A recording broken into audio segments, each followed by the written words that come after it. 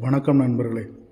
மாற்றுரு மாற்றுரு அப்படின்னா என்னென்னா, ஒரு பொருளை போலவே இன்னொரு பொருளை உருவாக்குறது. ஆனால் அந்த பொருள் இல்லை, அது ஒரிஜினல் பொருள் இல்லை, ஒரு டூப்ளிகேட்டான முறையில் ஒரு பொருளை உருவாக்குது.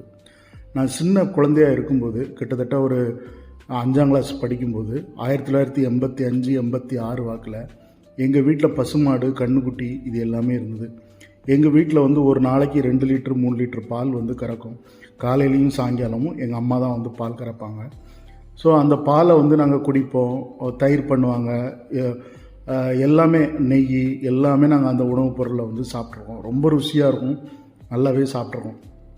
கிட்டத்தட்ட ஒரு 5-6 வருஷத்தில் என்னாச்சுன்னா, மாடை விற்க வேண்டிய ஒரு சூழல் வந்துருச்சு. இட பிரச்சனையினால் விற்றுட்டோம். விற்றதுக்கப்புறம் ஒரு கோனார் மாமா எங்களுக்கு பால் ஊற்றினார்.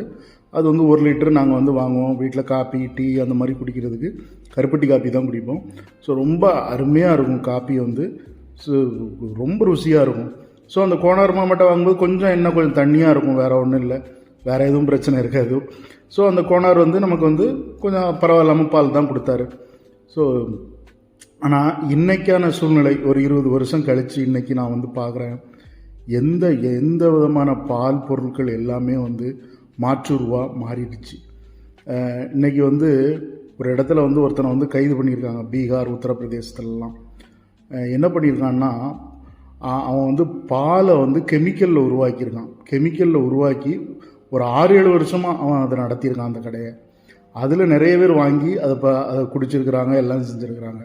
தனி கெமிக்கல், ஒரு கெமிக்கலை தண்ணியில் கலந்தால் அது பாலாயிருது. இப்படி அவன் சம்பாதிச்சிருக்கான் பாவிப்பைய. சரி, அந்த பாலை குடித்தா என்ன ஆகும், அதெல்லாம் அவன் சிந்திக்கலையா என்னங்கிறது எனக்கு தெரில. எவ்வளோ பெரிய உயிர்கொலையை கூட பண்ண வந்திருக்கான். அது நிறைய சைடு எஃபெக்டை உருவு பண்ணும். இது எல்லாம் அவனுக்கு தெரிஞ்சே இப்படி பண்ணுதாங்க. மனுஷங்க தானே, மனுஷங்க தான் மனுஷங்களுக்கு எதிரியாக இருக்கிறாங்க. இன்றைக்கி நாட்டில் பாலினுடைய தேவை ரொம்ப அதிகம்.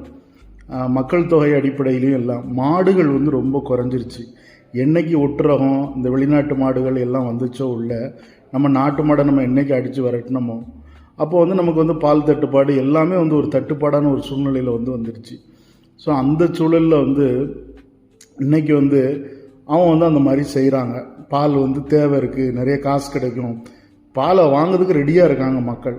நினச்சி பாருங்கள், சின்ன குழந்தைகள், பெரியவங்க, சின்ன குழந்தைகளை நினச்சி பாருங்கள். சின்ன குழந்தைகளுக்கு நம்ம இந்த பால் தான் கொடுக்கணும். ஸோ இந்த சமூகம் எப்போ மாறப்போகுதுன்னு தெரில. எல்லா விஷயத்துலையும் மாற்றம் கண்டுபிடிச்சிட்டாங்க, உணவுப் பொருட்கள் எல்லா இதுலேயுமே. ஆனால் பால்லையும் கண்டுபிடிச்சிட்டான் பாருங்கள். இதை விட கேடு உலகத்தில் ஒன்றுமே இல்லைங்க. வீடியோ பிடிச்சிருந்தால் லைக் பண்ணுங்கள்.